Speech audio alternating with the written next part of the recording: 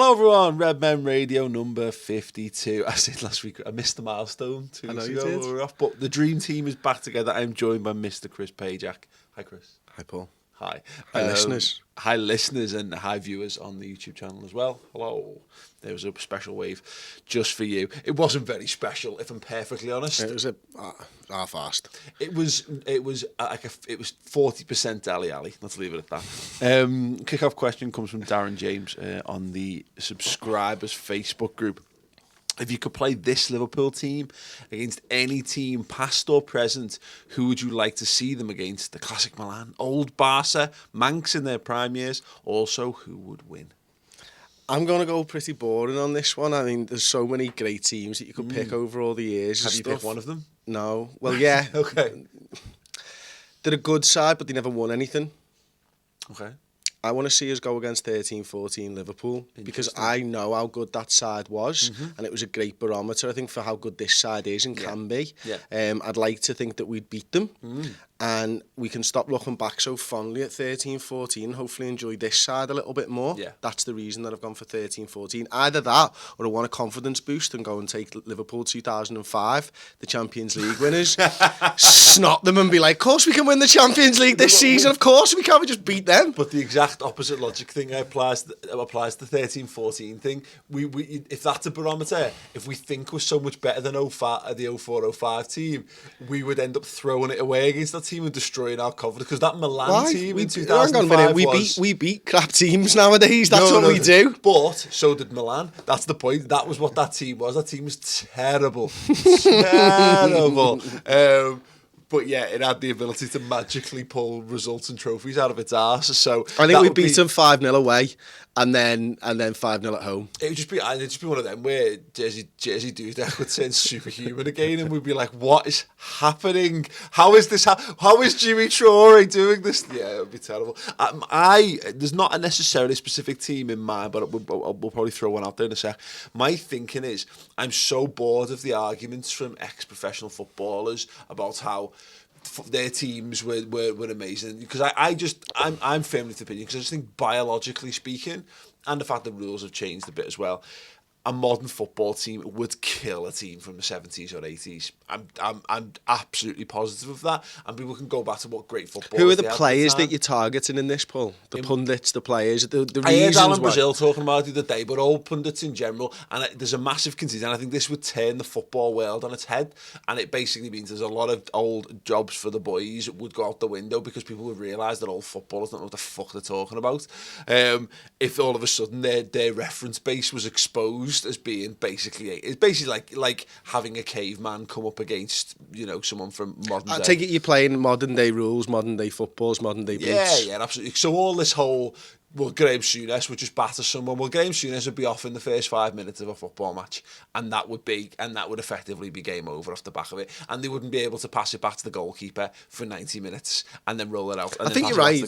Flip side though, if it was done the other way, and you played old rules, yeah, that would be. Do you think it would flip reverse, or do you think the sheer athleticism of these players nowadays would win out? I think the athleticism would win out, but I think it would be a fucking bloodbath. I'm not sure it would, because the balls were so much heavier, and I'm not sure that they could kick them in quite the same way. I'm not you remember sure when a 20-yarder was amazing, and it was top bin, and it was like, oh my. Have you seen that 20 yards? I'm not sure they could do that. I'm not sure. I think it'd be close. Having kicked a modern football the other week, fully inflated. God, that's hard. Yeah, I'm not sure modern footballs are as they are. They're not standard. Yeah, they are. But I mean, not so. I mean, we're not talking about the 60s. We're not talking about the leather lace-up footies. We're talking about mitre tactics. You know what I mean? We're talking about mitre footies, which we all kick. There's not a massive. Well, that's only because we got them free with the bank when we signed up in school. And even then, you're talking like Adidas World Cup boots existed. Again, the football boots have changed, but then again, they're not like we're not talking 60s where you had to have your leather boots in a bucket of hot water to mould them to your feet beforehand. The base of the technology that we use now it took its, it started in the late 70s and the 80s, but it'd be an absolute bloodbath, and there's loads of players who would massively fanny out. But this Liverpool team, I don't think would as much anyway, because I think it's got a bit of steel running through its So veins pick a team. way. For the sake of just simplicity, like the Liverpool mid-80s, pick like the Liverpool 84 team or something like that. But equally, pick a Man United team from that era, pick an Arsenal team, whatever. It doesn't. I'm not asking. I just want to pick some, maybe like the Forest team that won 2 European Cups or something like that. Just because there's probably a load of people who are still cashing in on that, and fuck them. Fuck them. Okay, this week's topics, we're going to do news in brief, and then normally we would do like a bit on the last game and a bit on the next game and a bit of maybe something else, but we're just going to talk about Man City, because you know what? I've waited 3 weeks, 4 weeks or whatever to talk about this. I can't be asked talking about Palace anymore. I've done that. Palace is done. I had to get through Palace, and I got through Palace. So we'll come on to that in a moment, and then we're going to be taking your questions at the end.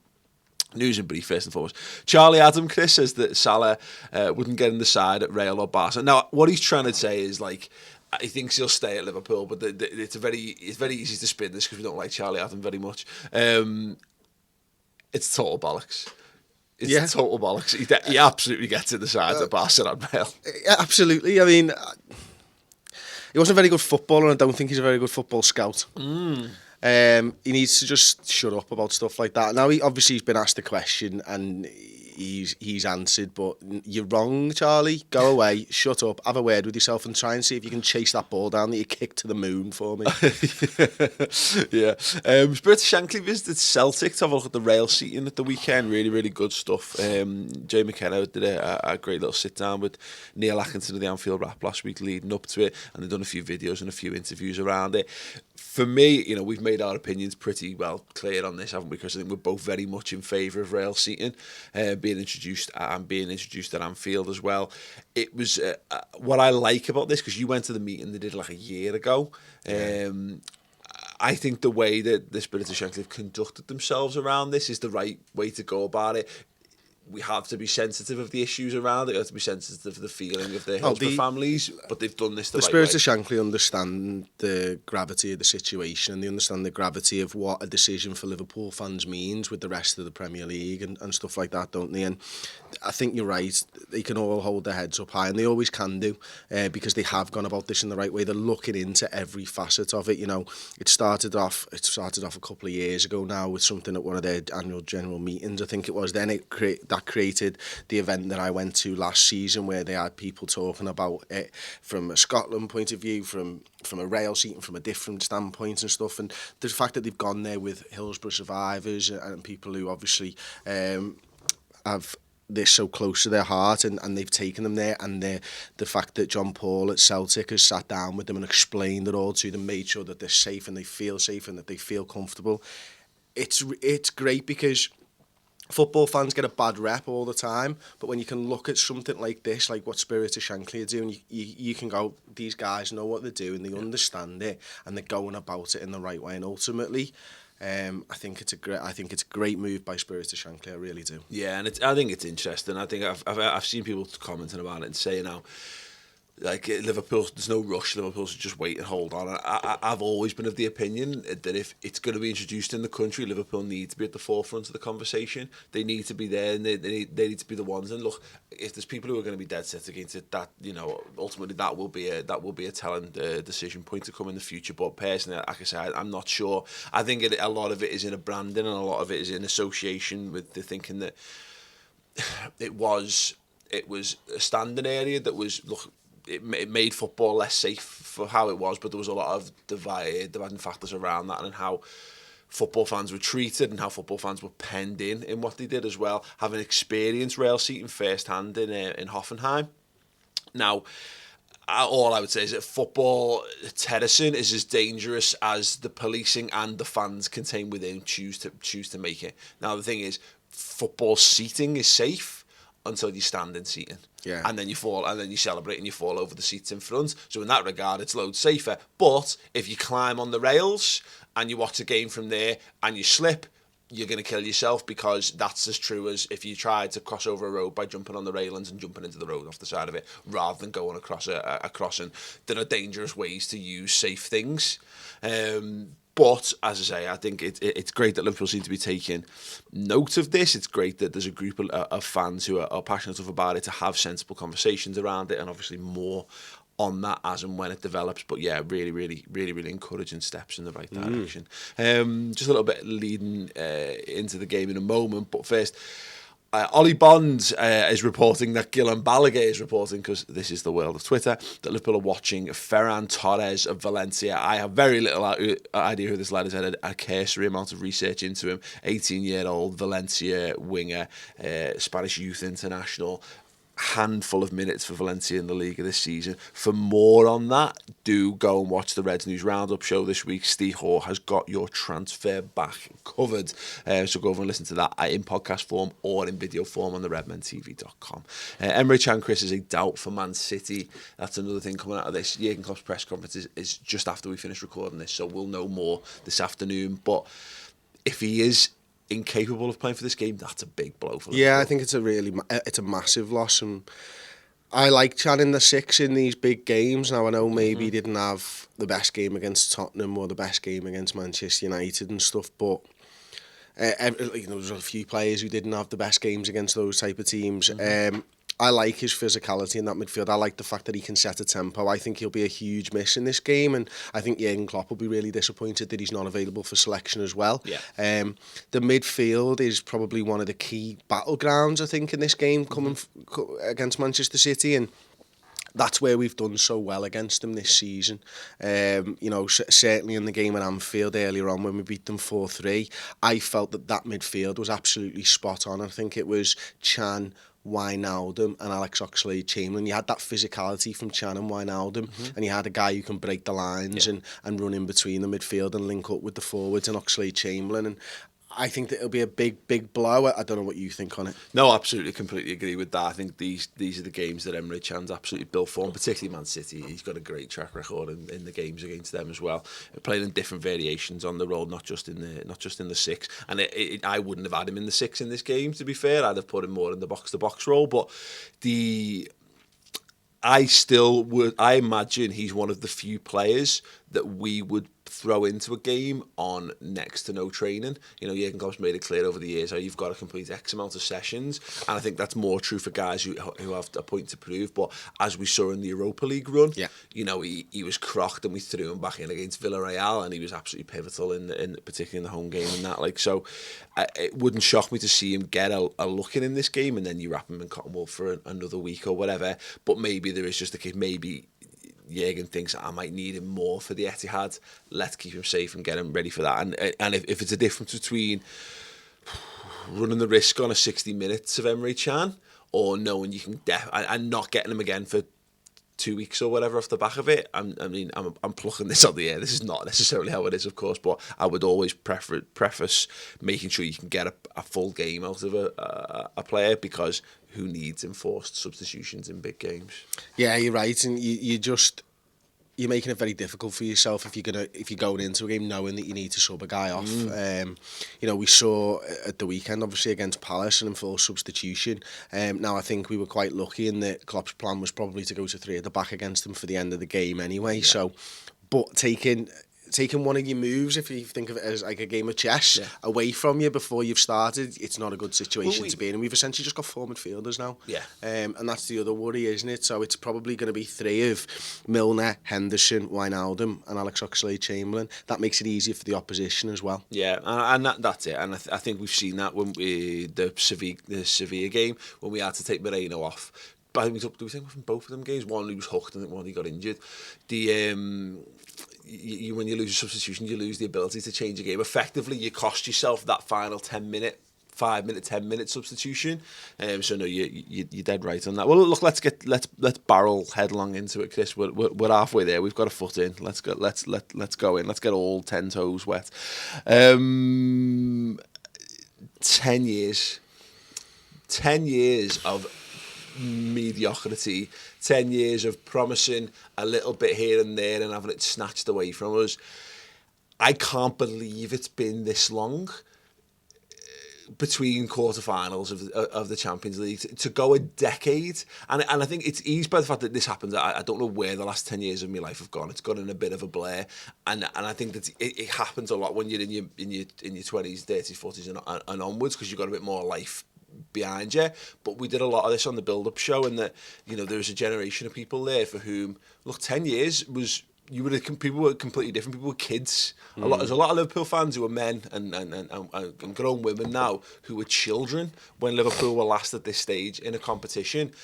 It shouldn't be underestimated how important this is for Liverpool. No, it shouldn't, because look, it's huge for Liverpool Football Club. It's massive for the fan base as well. We want to create our own memories, and we want to create more memories if you've already got them. But there's as you say, there's a generation of Liverpool fans who haven't seen us win the European Cup, who have only seen us probably win the Carling Cup, the League Cup in 2012 or whatever year it was. And, you know, these guys will be hungry, and they'll want to create their own stories around special games and stuff. And this is why this game is so big, because there's a generation of Liverpool fans who want to go to Anfield and make one of those special European nights, and they want to see the team go up against the best. And quite frankly, we are going up against the best in Manchester City. Yeah, that's it. And this is the thing. I've forgotten this feeling. Like we've had I've been nervous for games along the last 5 years. Absolutely. But not for 3 weeks. No, exactly. I like it, because this is the thing, isn't it? It's Derby week, Paul, and I don't care. Yeah. No, I think that's a great point. It's telling that normally this agenda's gone through several iterations. There was a Derby section in this, which I have totally binned off, because I would rather just talk more about this game. This is the thing. I was excited for the Man United games, the Dortmund game, the Villarreal game, the final for the Europa League. We've had, a League Cup final in that time. We've been to an FA Cup final. We've had big semi-finals over this time as well. And I've been excited for them all in different ways. But you're right, the level of anticipation, this is something else. It's slightly tempered by the fact that it's Man City, but I'm excited in a different way, because I think I would be even more giddy, bouncing off the walls, excited if we were playing a Real Madrid or a Bayern or a whatever. But because it's a British team, it's also added that little bit of extra needle to it for me as well, in the knowledge that there's no escaping it. You're not going to be wound up by Real Madrid and Barcelona fans online after the fact. Whereas we're going to have to face, unless you speak Spanish. Sure. Oh no. But there's not going to be any escaping this result.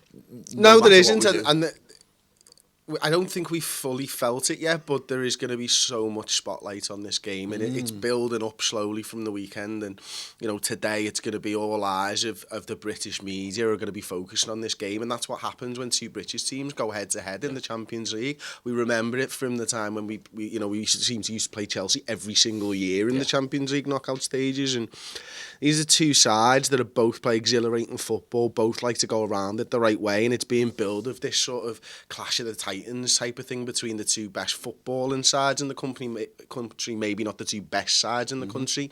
And this could be a rivalry this could spark a rivalry for the next 5 years, maybe, between two of the best coaches in the world, two of the hopefully the best teams in the world. And this could be English football going back to the pinnacle of European football as well. So I think the winners here will take so much confidence from this. It wouldn't surprise me if the winners came out of this draw. I completely agree, and I think because it comes from stems from a similar place, in that if Liverpool beat Man City, then they've got the notion of, well, we will have done that twice, say, maybe 3 times. Wouldn't that be lovely? You know, either way, you come out victorious against the best team in your own country and one of the best teams in Europe, and you're going, great, well, look, are we going to come up against? We're going to come up against equally technically gifted sides, but are we going to come up teams that have got the same levels of pace and the same levels of power because they're coming from the Premier League by comparison to other parts of Europe? So of course Liverpool go on, I think, stride on off the back of that. I think City, in a similar way, though, go, the only team that's given us any problem this year, and we've managed to swat them aside, or we've managed to knock them. I don't think we should be fearful of anyone else off the back of it too. So yeah, I agree. I think the team that comes out of this will rightly or wrongly, but feel that they can go and lift. Absolutely, absolutely, Paul. You're absolutely spot on there. And you know, for me, looking around the teams at Europe at the moment, Man City are probably the best for me. You know, there are other teams with incredible footballers, but as a pure base team, I think it's City and Barcelona are the two top teams in Europe at the moment. And, you know, the way that Manchester City press, the way that Liverpool press, I just think there's a little bit more intensity there, and they're for me, City the best. And if we can knock them out, we can knock anybody out. Yeah, absolutely, completely. And I can't, it's weird. It's like there's just a black void in the future. I can't see beyond this game. You know, so much of what we do requires us to just look a few steps ahead and what have you. And that's why, like the derby stuff, I'm aware it's happening. I've thought about it in a general sense. Like, basically, like I said, I'm not arsed. Now, look, if we get smashed by City in the first leg, then I would be far more arsed about the derby. I'd want us to go and batter Everton just to get some sort of happiness back in my life or what have you.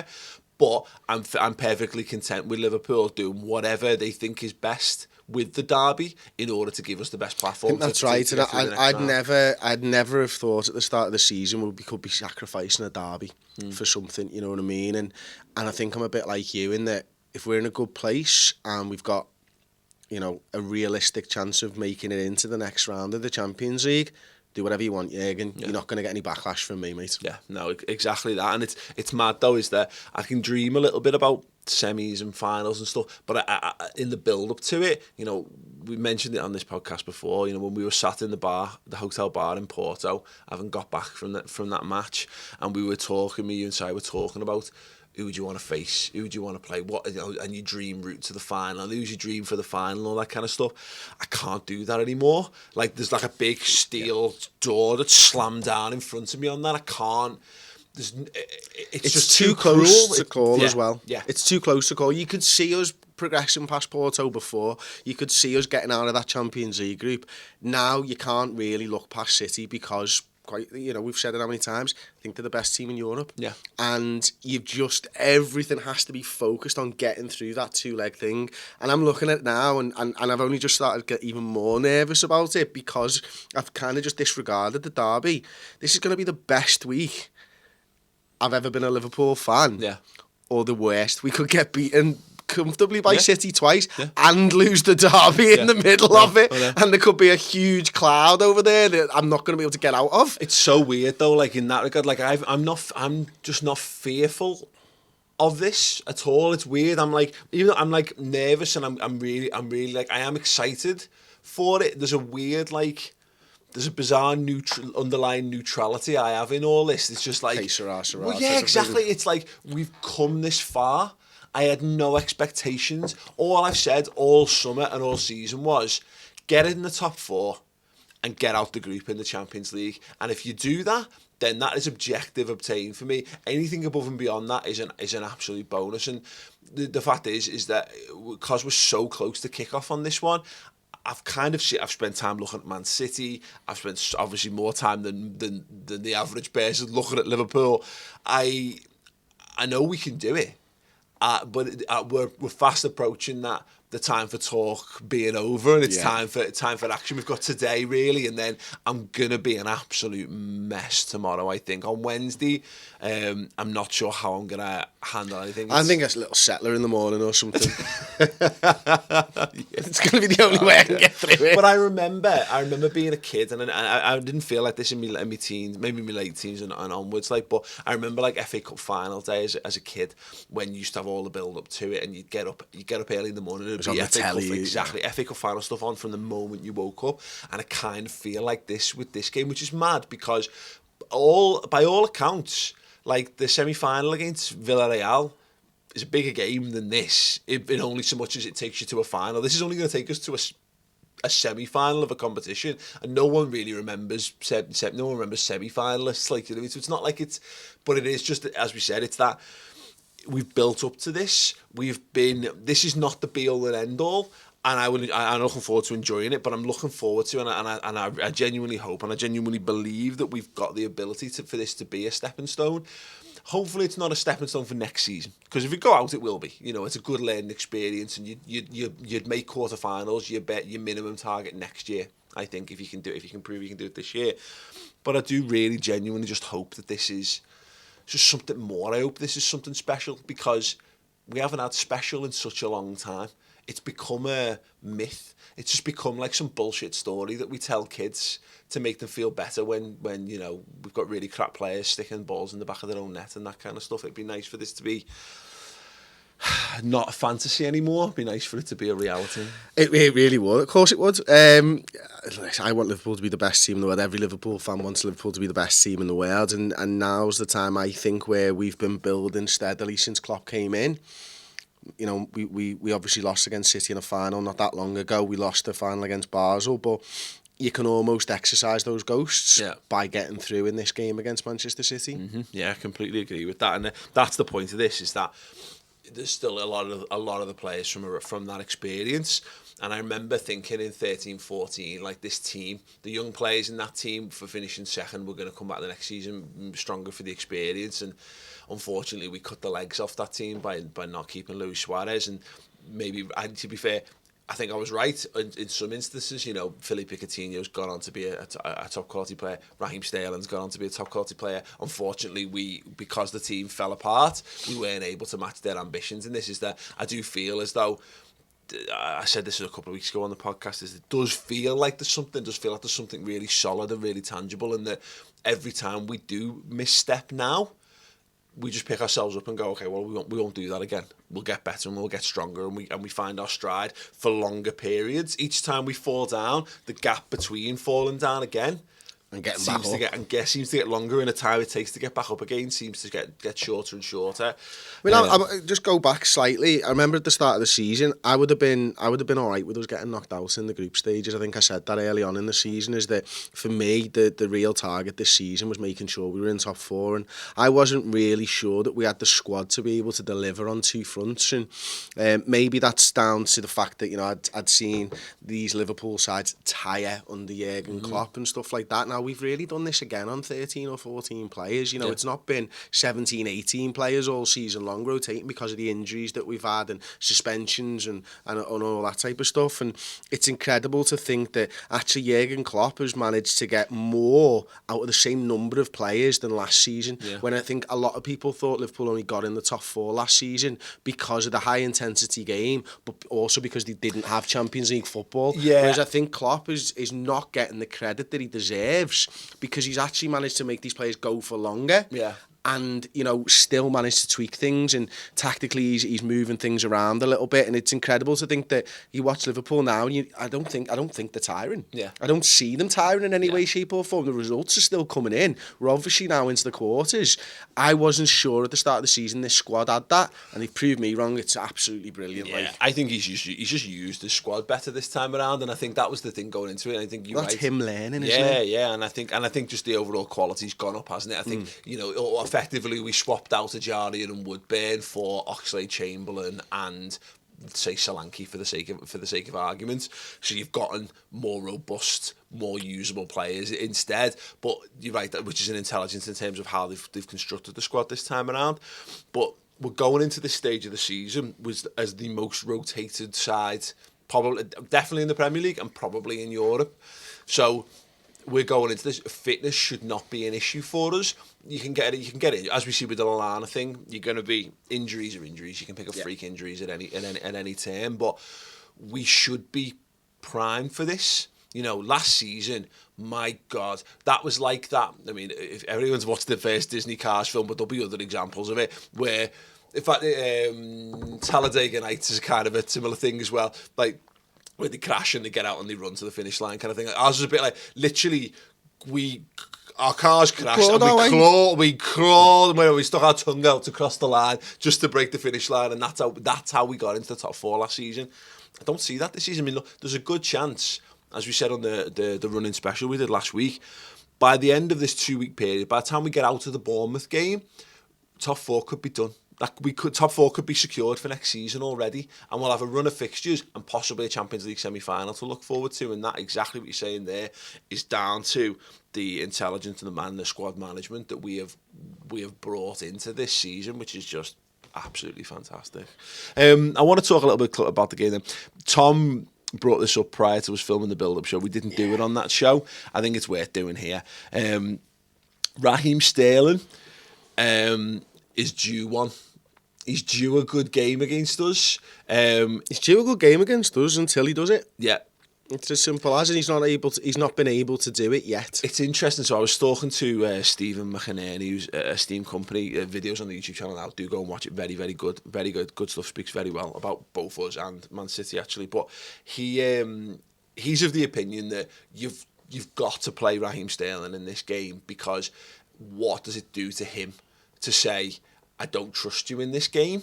Basically, how he feels that like City are best just keep playing in this game until he does have one. My take on it is I think that's a solid argument.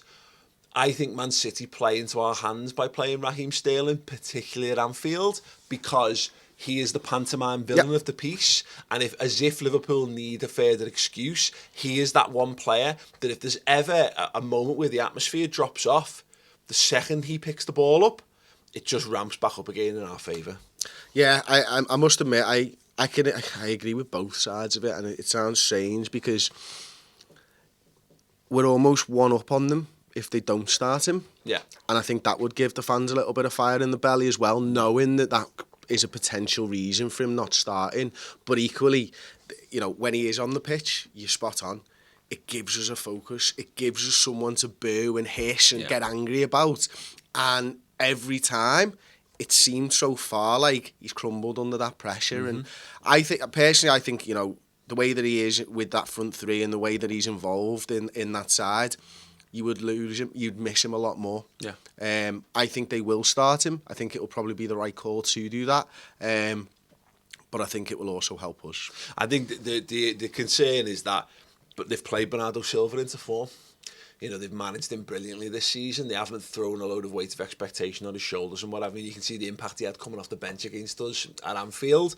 Is that I don't think it's a significant drop-off to not have him in there. So I don't think it's a massive advantage in terms of like quality or whatever for Sterling not playing. I think there's a reason he's like the fourth or fifth top goal scorer. He's the fifth top goal scorer in the league or something at the moment. I don't know what it is. He's having the best season of his career. He's a tremendous player, and I know we're not meant to like him because of how he handled his exit from Liverpool, and that's fair play. But I refuse to see him as anything less than a genuinely amazing, talented footballer.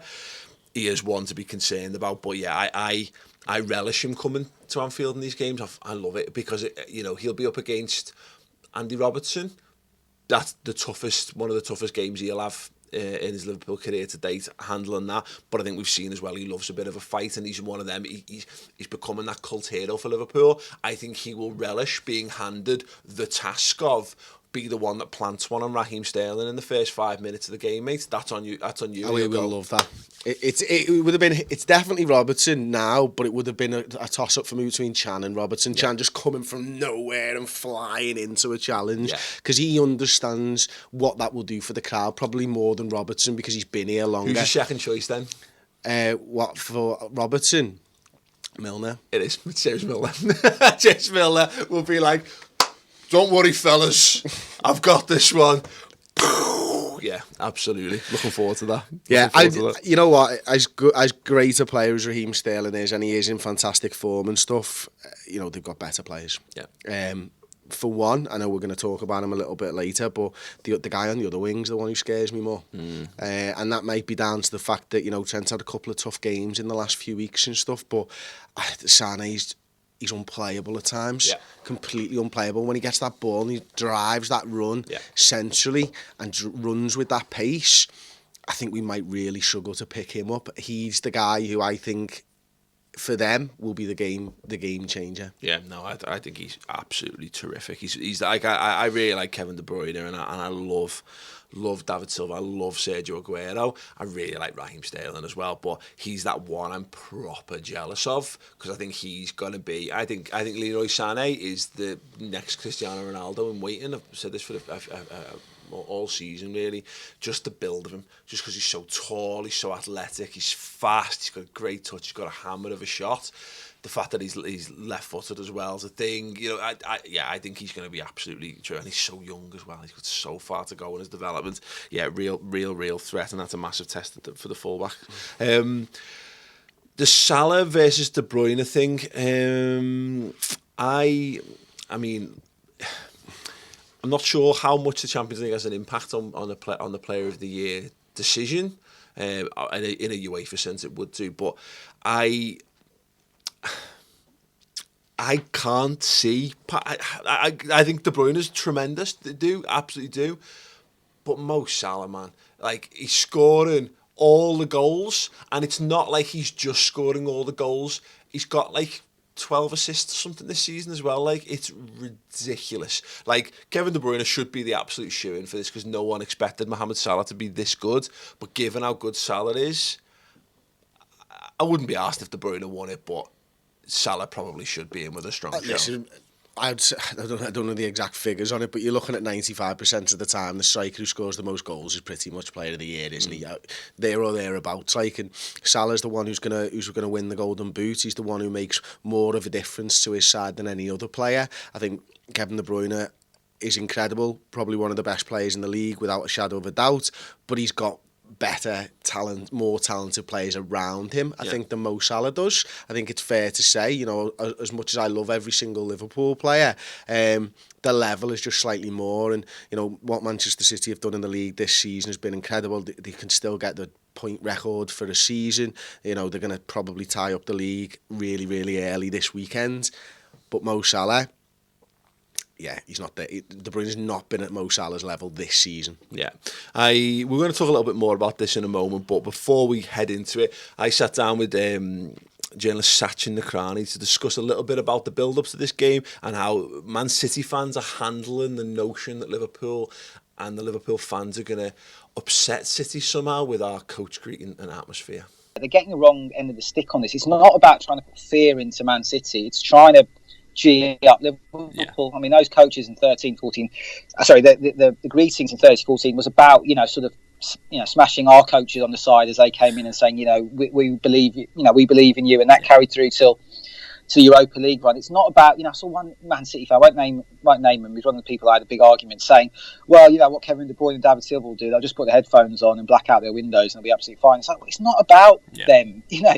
And the City fans have just got really ridiculous about this, and this whole thing like, you know, Anfield isn't even the most intimidating ground we've been to this year. And I don't really know why they've got such an issue. I mean, it is almost like they're protesting too much, that they are actually worried. Absolutely. I think that the Man City fans doth protest too much in this one. I think I've seen like those tweets about saying like, you know, such and such they played and the David Silva's been in a World Cup and exactly, and this or that. And but of course, because some lads from Fazakli are going to sing "You'll Never Walk Alone," they're going to be down. I think here's the thing.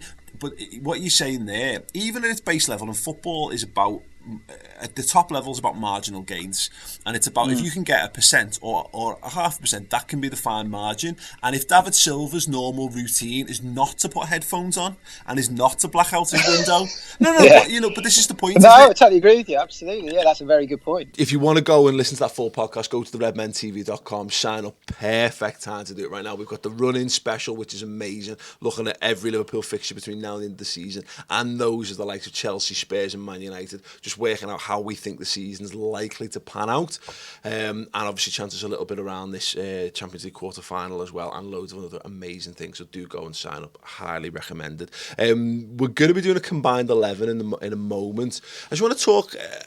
in fact, you know what? Tell you what. No, let's do the combined 11. Then I want to talk about the defence and the midfield, because everyone talks about the attack, but we'll do that. What have you got as the combined 11?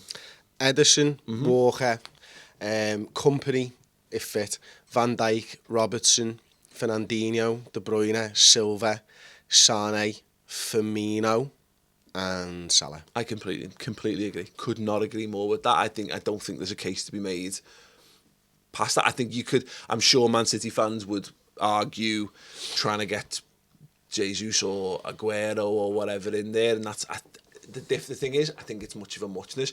The thing for me is, I think the only area in which Man City are streets ahead of Liverpool is in midfield. Yeah, and I think you could bin Sane off from that and put Mane in, and I think Mane's probably got as many, if not more, goals this season than him. I think I think you're right, and I think there's a nice 50-50 split in defence. I think a genuine combined defence of both teams would provide an incredible defence, but I think both teams have got work to do in getting a truly top quality back line. I think Ederson's had a full boss season, so that makes sense in the goalkeeping department, but if Karius plays like this and gets better in his level, I don't think it's a big deal. But it's telling that every combined 11 I've seen so far, I can't make a case for Henderson over Fernandinho or Chan over Fernandinho, and I can't make a case for... I could maybe make a case for Milner, but I'd only make myself put myself up for ridicule, rightly or wrongly. But yeah, even like a Gini Wijnaldum, Oxlade-Chamberlain, Silva and De Bruyne, it's arguably the best midfield in the world right now. Yeah, and I've spoken about it a few times over the last couple of months. It's the way in which they've managed to shape that midfield, for so long, and I've mentioned it before, but Arsenal always had those two destroyers, Petit and Vieira, and then Wenger over the last sort of 10 years has tried to get one destroyer in with two more creative midfielders, and nobody's really worked out how to do it. But this Manchester City side are the first team that I've seen in the Premier League that have gone, yeah, we can do it. We can play essentially two number 10s. Yeah. And one guy who was a box-to-box midfielder. He's not even that DM that Liverpool fans all scream out for. Oh, we need a DM so we can play two attacker mids. Guardiola's managed to do it with a genuine box-to-box midfielder. He's converted him slightly into more of a DM and played him with two number 10s. And the fluidity that we have with our front three is replicated in Manchester City's front three and their midfield three as well. Yeah. And I think it's something that Liverpool will move more towards, but with a little bit more physicality for Liverpool. I think the sign of Keita he's a sort of in between. He's not a number 10, but he's not a number 6 either. Yeah. And he's going to give us, hopefully next season, something that can make us think about our next midfield as the best midfield in the league. That's it. You're right in terms of it's freakish how under any other set of circumstances that midfield should be the reason why Man City fail, because you can't commit that many guys to attack. Now, it's fair to say, like, even though Benitez was talked about as being like a safe defensive manager, he'd go for a 5 and 5. You'd have 5 to defend, 5 to attack. Well, City kind of do that, and yet they also at times have 7 to attack. You know what I mean? So they have the ability to go that way if needs be. But it's also what's amazing to me is most of the season they've done this with Aguero. Yeah. Now, you would kind of think you need somebody a bit more like a Bobby Firmino who wants to do that defensive work to solidify that front five a little bit more. Yet they've kind of done it with just a genuine fox in the box at the top of it, because Silva at 32 is still running games. De Bruyne is coming into the prime of his career. He's probably a year or so off that, to be honest. And yet they show the work rate of Bobby Firmino from the centre as well. So, I mean, listen, I watched the Everton game at the weekend and I was just shocked that Rooney and David Silva are the same age. Because one looked 15 years older than the other. They're both 32 years old, and David Silva's running games week in, week out still. And Wayne Rooney is a shadow of him for his former self. Yeah, no, absolutely. It's crazy, isn't it? And that's just the pure class of David Silva. He's unbelievable. But I think there's a real encouragement to take for Liverpool, and it's why we're the teams ultimately differ, and it's why I think Man City are, runaway Premier League winners, and we're not. Why we're just in the fighting pack underneath is that midfield, is that we've been forced to develop a midfield, get the best, better than the sum of its parts midfield is what we've got, and that's tactical, and that's just down to pure work rate and pure ethic. And we talked a bit about this, like more agricultural midfield that Liverpool have at times, and listen, it's worked better than, and it's contributed to as well a working Liverpool side as there's been in 30 years. But it is very much that thing of, I do wonder whether there needs to be upgrades, or whether this is do we need to upgrade to make our midfield more like Man City's, or is this one of those things that City are going to get a season out of this, and then inevitably a tactical shift will occur which moves to counter. It's like you only get one go at being so attacking, because I can't imagine that they can continue like that, because it defies logic that you can basically get away with having one midfielder. It's down to the fact that they play with so much of the ball. Yeah. And I think that's the difference. Ultimately, at heart, I think Liverpool is still a counter-attacking side. That's what we want. That's when we perform at our absolute best, because we can break with such speed. I think the games that we have tended to struggle in this season, think of the Man United games, where we've been given the ball and we aren't able to break these down. That's the difference. Manchester City are able to go up against those sides who sit back all the time throughout games, and because of those two number 10s, they are able to unpick the lock, as it were.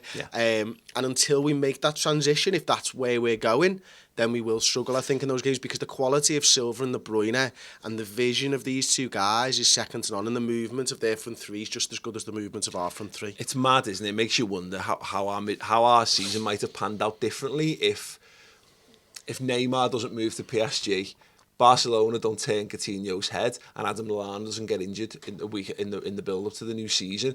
I'm convinced we were going to have our own version of that midfield. We'd have had the number 6 in Henderson or Chan, and we were going to see Coutinho and Lallana in the midfield, and we were robbed of seeing that this year by circumstance. So we've had to come up with another variation. So it'll be very interesting to see whether Liverpool do move more towards this next season, or, as we kind of say, whether we do go. We just slightly upgrade on the combative elements and upgrade on what we're doing now, rather than look to fundamentally change how we do things. But yeah, we talked of midfield and defence. The thing that's encouraging about this game, and you made it into your combined 11, and rightly so, Chris, Van Dijk, it's being overlooked a little bit that Van Dijk hasn't played for us against Man City this season. Mm-hmm. It's going to be very interesting to see how we handle it, because there's no getting away from the fact that our defence crumbled in both of the games, even not holding the Sadio Mane sending off. The first goal City scored against us is just a straight ball through the middle of the centre back pairings. You'd like to hope that having Virgil van Dijk has brought us up a level, because we have seen. I think that the talk of our defensive frailty is a little bit.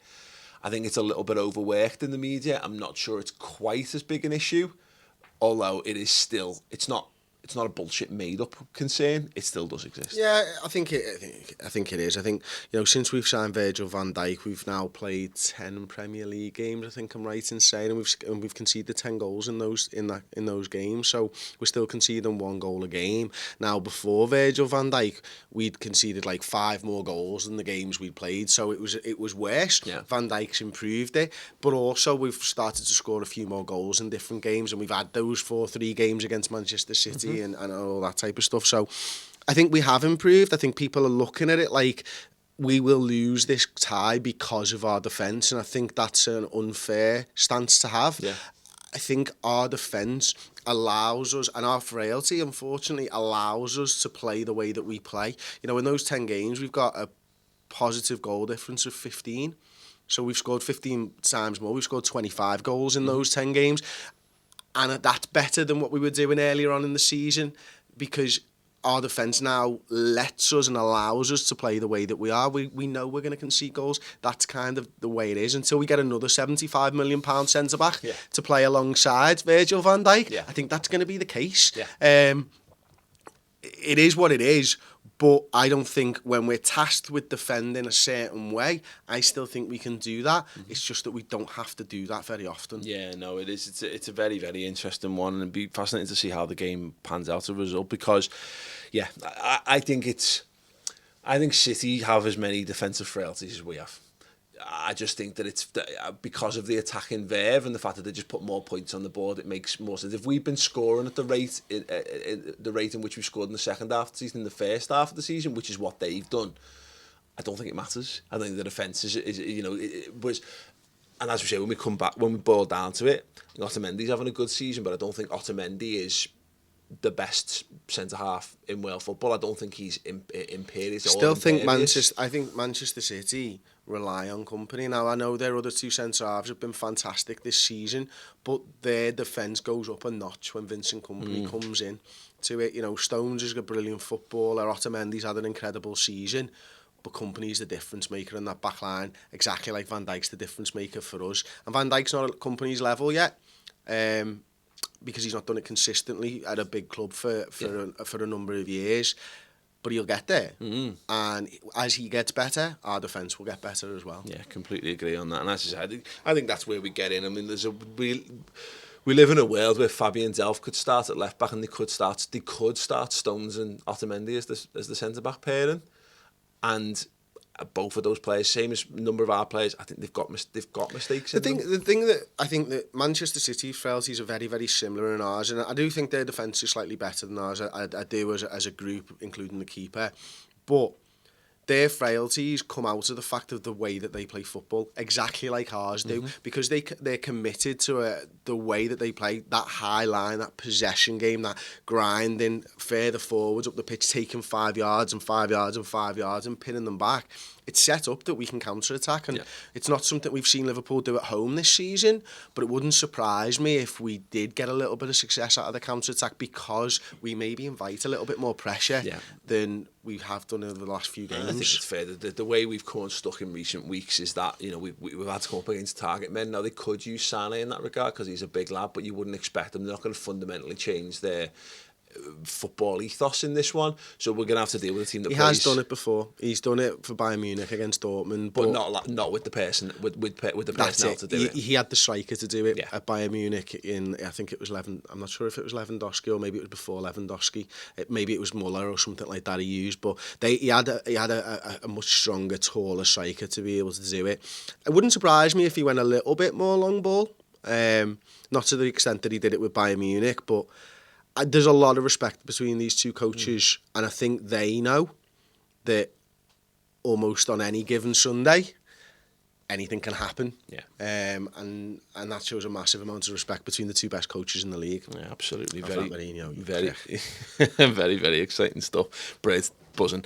Question time then. LFC podcasting coach says, since Chris seems to go stress me out, this question, man. Vast detail about cooking/food, which always makes me hungry listening to, my question to the pod is this: Bobby, Salah, Virgil van Dijk and Klopp all agree to come to your house to have dinner, but all want meals that represent them. What do you cook? It's a friggin' difficult question, mate, to be honest. I've gone with Bobby. I've gone and not a prime cut of meat. I'm going flank steak. Because he's a little bit underrated like that, and I think if you put the work into like a flank steak, you can really get the best out of it. I think it's important that you recognise that. I'm probably going with some kind of Mexican style carnitas or something like that, you know what I mean, with heavily spiced to add flavour to that meat, and I'm probably doing it with some tortilla wraps, a little bit of salsa, maybe some refried beans and a mango salsa, a bit of chili sauce, sour cream, something like that to showcase his fun side as well, and then the fact that you have to wrap it up and stuff. I think Bobby would like that. I think he'd enjoy that type of a meal. What have you gone with? Have you even bothered? No, I'm dreaming up. I'm just gonna shit something out when you finish. Okay, Van Dijk. He's a really laid back guy, and he seems like, for me, one of those guys that doesn't have to work to be how boss he is. So he's one of those guys that can just eat whatever the friggin' hell he wants, and he's going to look like he's been chiselled out of stone. So I'm just going to do him Nutella Belgian waffles, to be honest with you. I think he'll be happy with that. I think he'd enjoy that. I've been to Amsterdam, they sell a lot of them, like loads to me. You just keep going back because you're hungry all the time. And then, Mo Salah. Mo Salah was a tough one because you got to respect the fact that he's Muslim, and now I don't know whether he eats any type of halal meats or anything like that, so I've kind of gone vegetarian on him because I didn't want to text him and ask him, basically, Paul. Sure. So I've gone for angel hair pasta with a bit of courgette, some tomatoes, maybe a fennel broth, and then what? Carry on. I've still not finished this meal yet, do you know what I mean? And then obviously I can't use Parmesan because not a lot of people know this, Paul, but Parmesan's actually made using animal rennet, which is the enzymes from the stomach of I think they're just animals that just use milk, so maybe calves and goats and all that type of stuff. I'm not sure on that. I think goats eat grass, actually, thinking about it. So I've gone for a vegetable rennet, Parmesan basically. So it's not actual Parmesan, but tastes very, very similar. It's vegetarian. So there you go, that's him. And Klopp have just kind of gone with bigos, something from my home, my family's home country in Poland. It's like a hunter's stew made with like rabbit and deer and all that type of stuff. It's very down to earth. It's got a lot of tournois. You can almost taste the earth that you've grown up in. Check tournois, you'll understand if you Did England win that prior to the World Cup in 98? No, I don't think he did. And then yeah, it's got sauerkraut in there, and he's German, so I think he'd love sauerkraut. And I kind of like the smell of it. I mean, it stinks. I've made my own sauerkraut at home. I think I've still got a jar in the cupboard. It's lovely. Bigos is really good. I think Klopp would really appreciate the fact that I've really thought about his meal, and I think he'd really enjoy it. And you know what, he might take some of Bobby's carnitas as well. And if he did, I'd be really happy with that too. Cool. So I'm just thinking, Salah can have some falafel, sound. Virgil van Dijk's touch, so we can have a smoke and a pancake. Jürgen can have a steak and ale pie and a stein. That'd be sound. And Bobby, something that properly represented him was probably like an etch-a-scratch, perfume in a upside down bowler hat with a single plum floating in it. Yeah. Yoko Ono style. That'll do impact. Just something inedible but looks amazing and stinks. That's probably Firmino all over. So yeah, let us know what food you would feed to Liverpool players if they came to yours for something to eat by tweeting us at the Redmen TV or in the comments underneath. Sami Guizani, if you could have one last meal on death row, what would it be? My ma's chicken casserole, roast potatoes and veg. Yeah, it's my dad's Christmas dinner. Gerald J. Cal Lai. Would you take Coutinho to play a Legends match for us 30 years later? Yeah, because we'll have won loads and loads of trophies in that time, and it'll all be kind of forgotten. Yeah, I mean, in 30 years' time, he's going to be like 55, so no. I think we'll have moved on by that point, but in like 10 years, I've got no problem with it. I mean, I'll be over it. Getting over it will help. If Liverpool win a European Cup or win something in the next 18 months, then I genuinely won't be asked about what Coutinho does. We live in a world where Michael Owen's a fucking Liverpool ambassador, for God's sake. Bring Coutinho back. If it means that we get to beat, that if he plays both halves for half of Barcelona Legends along with Luis Suarez, and we get to see them come back to play for Liverpool Legends, then fine, no one's going to care in a decade, are they? But yeah, let us know your thoughts on anything we've discussed. Yes, go to the redmentv.com and sign up. Make it happen. Be good people. Look, so much exciting stuff happening around Liverpool Football Club, and so much exciting stuff happening on the website as well. Camera change. Yeah. Chris has done a deep dive tactical analysis into Trent. Yeah, and Trent on the City one, actually, yeah, it's really good, actually. I think there's so much been said about Trent's performances over the last couple of weeks and stuff, and I think sometimes we forget that he's a 19-year-old lad, and there's still positives to be taken from these games. So I really enjoyed it, and I can't wait for people to see it. Brilliant, yeah. So if you're a little bit unsure, or you want to know whether it's just hot air and bullshit about people throwing criticism to Trent and is he good enough to play in Liverpool's right back, come over to redmentv.com, watch Chris Stats and Tactic Show. It's amazing. Anyway, drop a like on this video if you're enjoying the video podcast on YouTube. If you're listening to it on a podcast, give us a 5-star rating because you know you want to. We love you guys. Otherwise, subscribe, get involved at Twitter at the Redmen TV, and of course the redmentv.com. I'll have to make walk on courgette pasta right now, I think. Some fennel broth. It's refined, it's understated, and it's brilliant. It's exactly Mo Salah, lad.